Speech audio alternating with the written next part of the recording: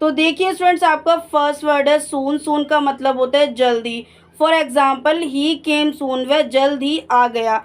Meaning की बात करें तो ही का मतलब होता है वह, केम का मतलब होता है आ, और सून का मतलब होता है जल्दी। नेक्स्ट वर्ड है आपका लेटर। लेटर का मतलब होता है बाद में। For example I will let you know later, मैं तुम्हें बाद में बता दूंगा। तो यहाँ पे मीनिंग की बात करेंगे तो आई का मतलब होता है मैं, विल का मतलब होता है गा, यहाँ पे लेट नहीं होगा, टेल होगा, सॉरी ये बाय मिस्टेक यहाँ पे टाइप हो गया। टेल का मतलब होता है बता, यू का मतलब होता है आप, नो का मतलब होता है बाद में। तो I will tell you know later, मैं तुम्हें बाद में बता दूंगा। तो देखिए आपका नेक्स्ट वर्ड है नाउ। नाउ का मतलब होता है अब।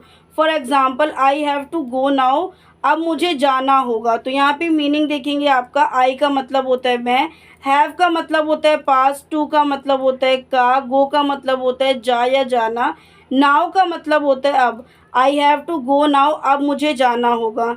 नेक्स्ट वर्ड है आपका टू नाइट। टू नाइट का मतलब होता है आज रात, या आधी रात को भी आप टू नाइट बोलते हैं। Party is tonight, party आज रात है। तो मीनिंग देखेंगे, पार्टी का तो मतलब पार्टी होता है, इसका मतलब होता है टुनाइट का मतलब होता है आज रात। देखते हैं आपका नेक्स्ट वर्ड। नेक्स्ट वर्ड है आपका येट। येट का मतलब होता है अभी तक। For example you have not paid yet, आपने अभी तक भुगतान नहीं किया। मीनिंग देखेंगे आपके तो यहाँ पे पेड का मतलब होता है भुगतान, और येट का मतलब होता है अभी तक, नॉट का मतलब होता है नहीं। नेक्स्ट वर्ड है आपका अर्ली। अर्ली का मतलब होता है जल्दी। For example he left home early in the morning, वह सुबह सुबह घर से निकल गया।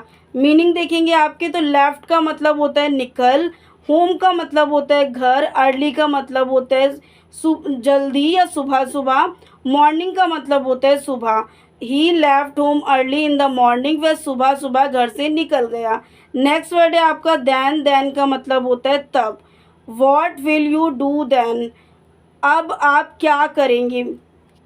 तो मीनिंग देखेंगे आपका वॉट का मतलब होता है क्या, विल का मतलब होता है गे, यू का मतलब होता है आप, डू का मतलब होता है करें, देन का मतलब होता है अब। What will you do then, अब आप क्या करेंगे। नेक्स्ट वर्ड है आपका देयर। देयर का मतलब होता है वहाँ। वी विल गो देयर, हम वहाँ जाएंगे। तो वी का मतलब होता है हम, विल का मतलब होता है गे, गो का मतलब होता है जाएं, देयर का मतलब होता है वहाँ। वी विल गो देयर, हम वहाँ जाएंगे। देखते हैं आपका next word.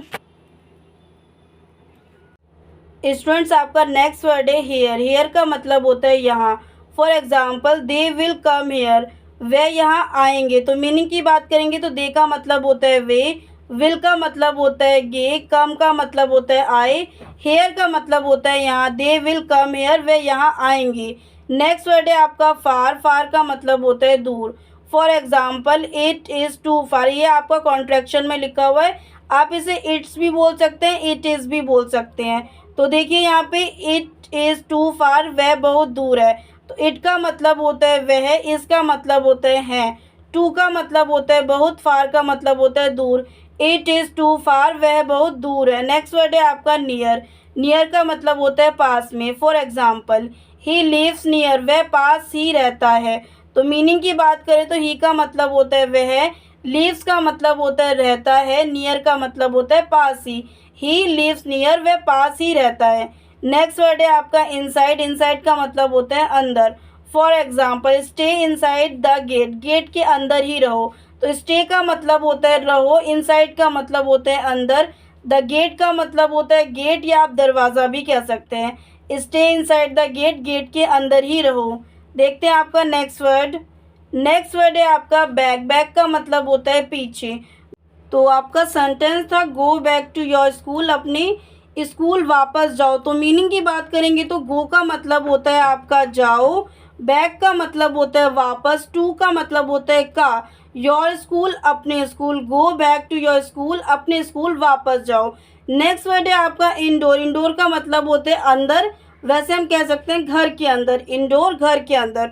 For example he stayed indoors, वह घर के अंदर ही रहा, या वह घर के अंदर ही रहता है।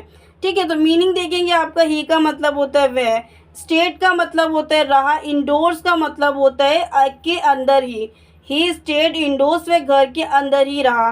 नेक्स्ट वर्ड है आपका आउट। आउट का मतलब होता है बाहर। For example he went out, वह चला गया। तो मीनिंग देखेंगे यहाँ पे ही का मतलब होता है वह, वेंट का मतलब होता है जाना या चला गया। वेंट का मतलब होता है जाना। गो का मतलब भी जाना होता है, लेकिन वेंट जो है वो आपके गो की सेकंड फॉर्म होती है। आउट का मतलब होता है बाहर। ही वेंट गो आउट, वह चला गए या वह चले गए, इस तरीके से आप कह सकते हैं। नेक्स्ट वर्ड है आपका जस्ट। जस्ट का मतलब होता है अभी। ही जस्ट अराइव्ड, वह अभी आया है। तो मीनिंग देखेंगे, जस्ट का मतलब होता है अभी, अराइव्ड का मतलब होता है आया है, ही का मतलब होता है वह। ही जस्ट अराइव्ड, वह अभी आया है। नेक्स्ट वर्ड देखेंगे आपका, देखिए स्टूडेंट्स आपका नेक्स्ट वर्ड है यहाँ पे टू। टू का मतलब होता है बहुत। अब यहाँ पे एक पॉइंट नोट करने वाला है कि टू का मतलब भी बहुत होता है, वेरी का मतलब भी बहुत होता है, लेकिन यहाँ पे एक आपका डिफरेंस है। इस वाले टू का यूज़ आपको तब करना है जब कोई चीज़ क्वांटिटी में या क्वालिटी में ज़्यादा हो, तब इस वाले टू का यूज़ करना है, अदरवाइज आपको वेरी का यूज़ करना है। तो देखिए इट इज़ टू सॉफ्ट, यह बहुत नरम है, मतलब हद से ज़्यादा नरम है, तो आप टू का यूज़ कर रहे हैं। तो मीनिंग देखेंगे, इट का मतलब होता है यह, इसका मतलब होता है। टू का मतलब होता है बहुत, सॉफ्ट का मतलब होता है नर्म। इट इज़ टू सॉफ्ट, यह बहुत नर्म है। नेक्स्ट वर्ड है आपका डीपली। डीपली का मतलब होता है गहरा।